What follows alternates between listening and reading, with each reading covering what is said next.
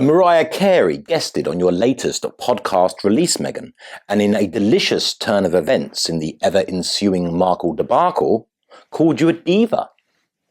Yeah, I originally thought it was like a dig, but then she informed me that it was meant in a positive, complimentary way.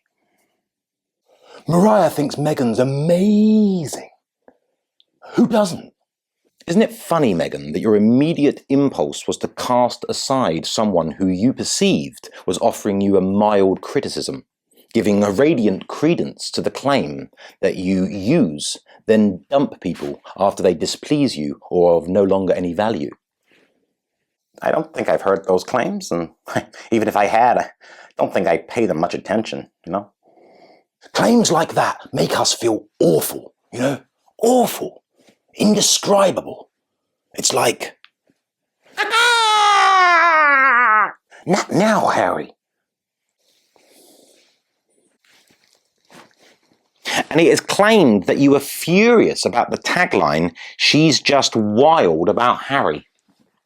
The palace wasn't best pleased either. No, Harry, yes, apparently they were furious about the launch of your relationship in such a public and unexpected way. But why were you so unhappy with it, Meghan?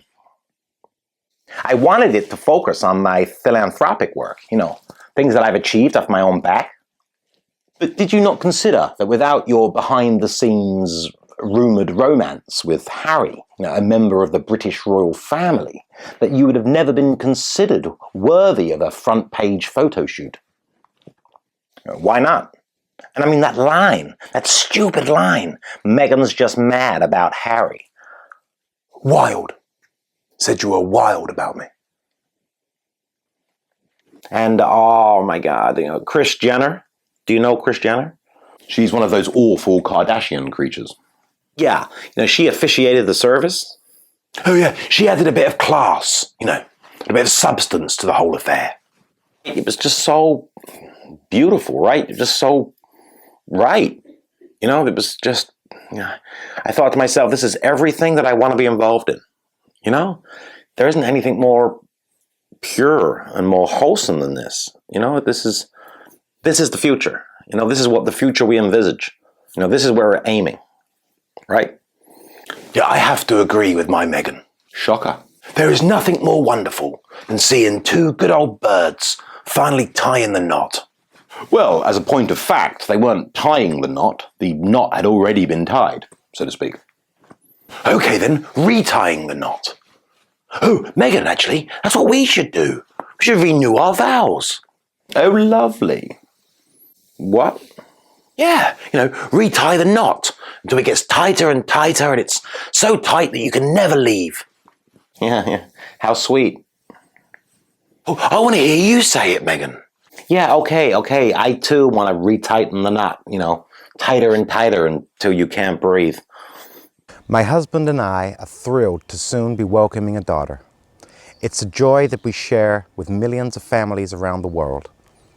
When we think of her, we think of all the other families around the globe who must be given the ability and support to lead us forward.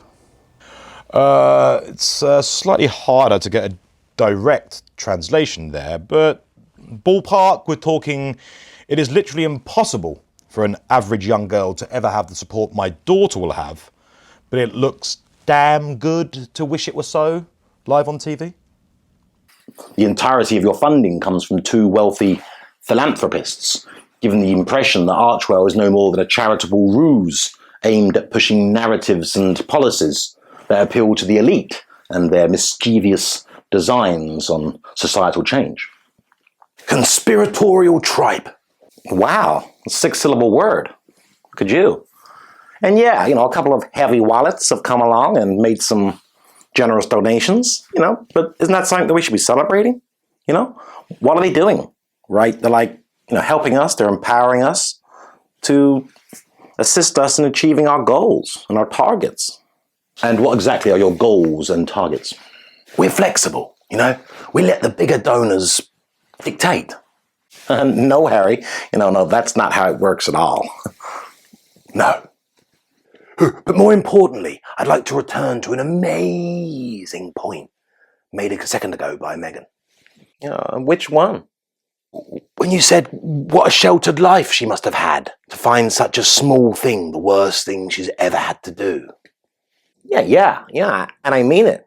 I mean, does she have any idea, like, the situations I found myself in life? I mean, does she realize some of the things I've had to do, to get where I am? We can only imagine, Meghan. I'm not sure I want to. Yeah, but she's all in a tizzy because, there's a little bit of bad blood between family members, right? I mean, grow up.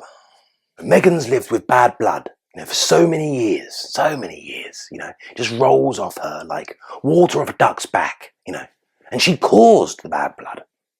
Indeed, although Meghan being more familiar with bad blood than Catherine has had a profound effect on her. It is suggested in the book that she feels resentful towards you, Meghan. That wouldn't surprise me.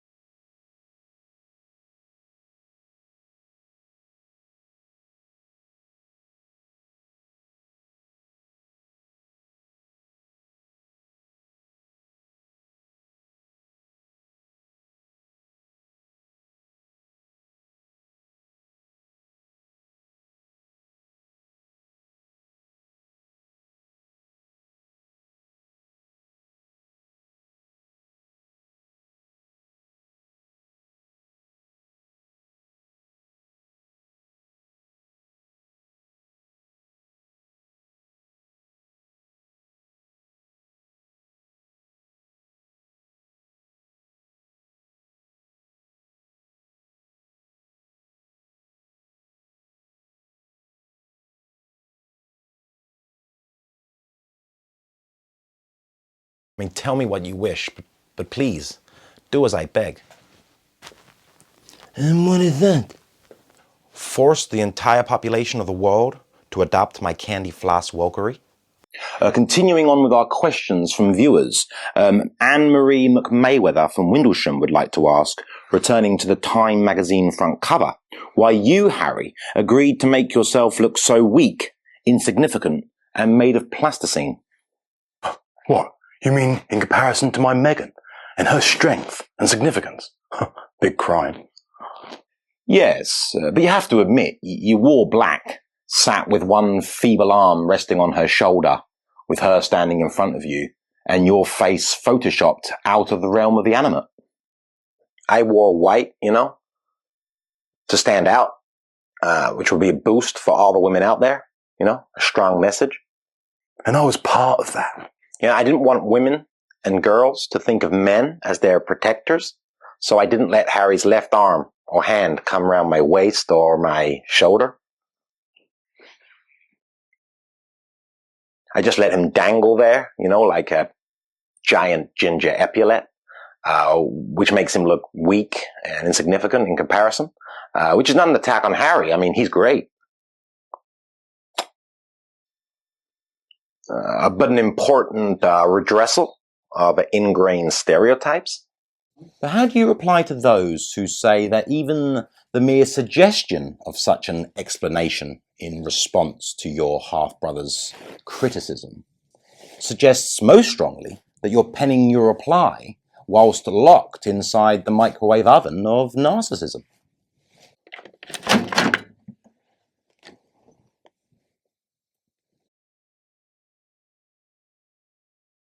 It has been suggested that your Netflix documentary may be released as early as next month. Yeah. I'm excited. Oh, yeah. Very excited. That is, if excited meant terrified. Yeah, Liz Garbus, the filmmaker, she was very much, in charge, right? Oh, yeah. Nothing got past Liz. She controlled the whole, tone of the documentary. hell-bent on pushing her own narratives. Yeah, so some of the stories, may not be quite, how we would have told them. You can't blame us. Nothing to do with us now, basically. Yes, Meghan, I heard about your crafty attempt to distance yourself from the documentary before it's even been released, leading many of us to assume it's going to be pretty scandalous. Yeah, we have to wait and see. All I want to say is Liz Garbus, and her team, we're running things. Liz Garbus. Yeah, that's Gubras.